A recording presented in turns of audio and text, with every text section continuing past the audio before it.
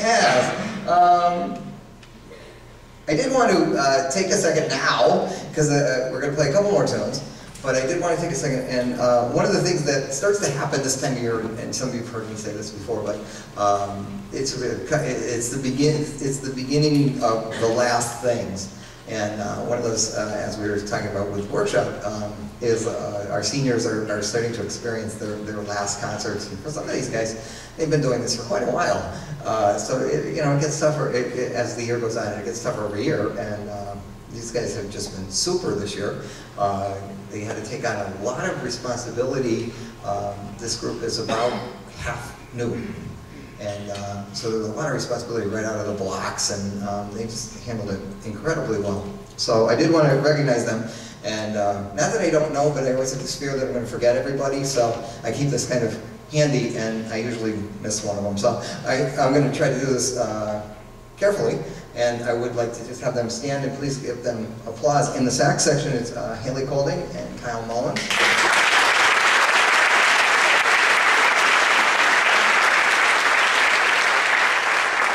Trumpet, Peter Jutras.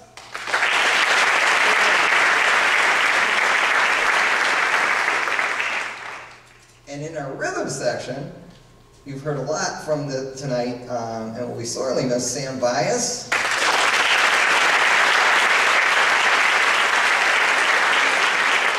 And two relative newcomers to the joys of playing jazz percussion, and they've learned as they were schlepping equipment all over Boston and Amherst, Mass. Last weekend with no elevators.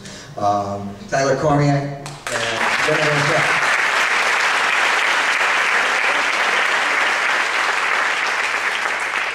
So as you can tell, there's not a whole lot of seniors, and they had a whole lot of responsibility, and just did some tremendous things. I did want to take a second before we go on. This is our opportunity to brag a little. A couple really poignant things happened this spring, and these guys know part of the routine. Part of joining this group, which is a blessing and a curse all at once, is there's a tradition, and there's a legacy, and there's an extraordinarily high level of expectation. And it's pretty much self-imposed, and they understand that as the years have kind of progressed. And so we spend a lot of time getting comfortable, and like I tell them, the room is full because of the people who played before you, not you.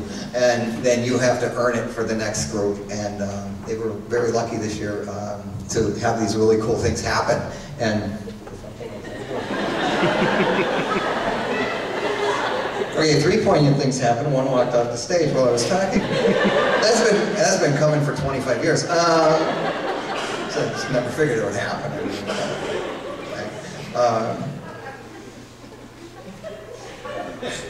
All right, very rarely am I speechless. Okay, no, this really cool thing happened, and you heard the combo, and Tom Moran runs the combo and does just a terrific job, and he's back there in the lights and sound.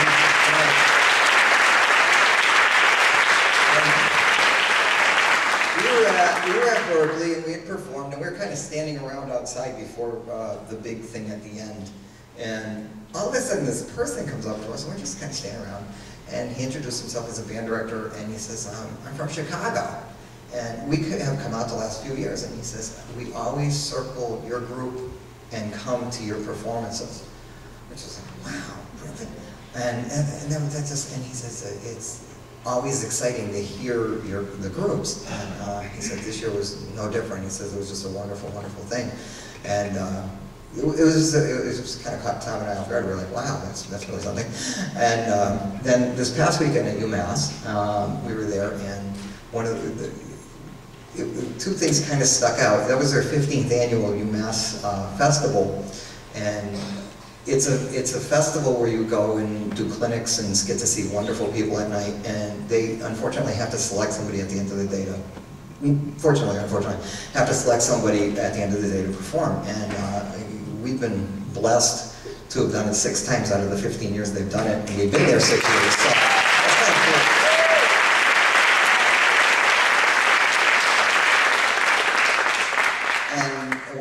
One of our colleagues from Vermont came up to me in the evening, right after we, or right after we'd performed before the Dave Samuels concert, and I was telling them on Monday night, and he says, you know, we always look to see if you guys are coming, and he said, we're really excited and really bummed out when you guys show up.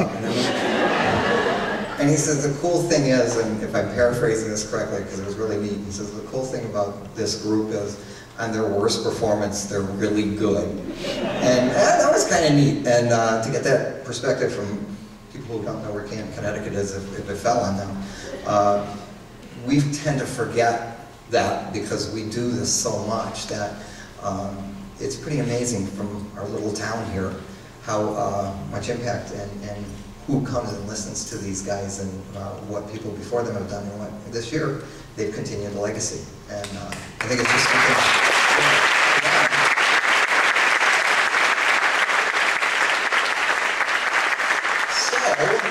What we're going to do is, they all leave? Okay. Oh, Sam. Alright, right now we're going to take this time to thank Mr. Scavone for everything that he's done for us over the years. Mr. Scavone gives up so much of his time for us. He's always after school, he stays late Mondays, and it's just, we really appreciate it.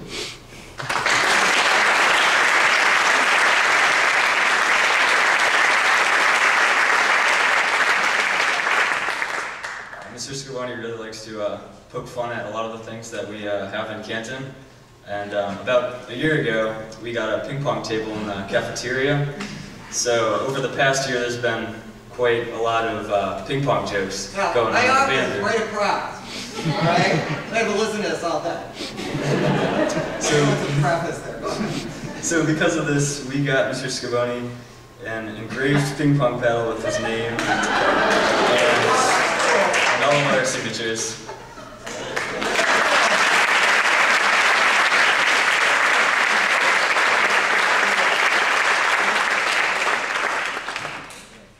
I would also like to say, last year I was in the jazz ensemble, but I was in and out playing trumpet, and I really appreciate that Mr. Scavone and I talked and decided that I would try it as a percussionist, and I'm really glad I got to experience the full ensemble experience this year, when last year I wasn't able to experience it fully.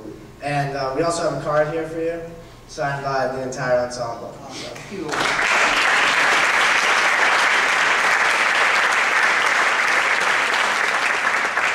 Mr. Scavone, no doubt, is one of the greatest teachers at Canton High School. There's just a few wizards at Canton High School, and he's definitely one of them. And so, Mr. Scavone teaches much more than just music. You know, his door is always open, and there's really no exception to that, except when I suppose someone else is in there, but the door is always open. So, yeah, we really appreciate everything he's done. And you know, we come out of the middle school as wild kids, and we still are in some sense, but towards the end, a little bit. And towards the end though, like, he really teaches us to be like young adults, and the whole jazz band experience really teaches us to be professionals too, so we can't thank Mr. Scavone enough.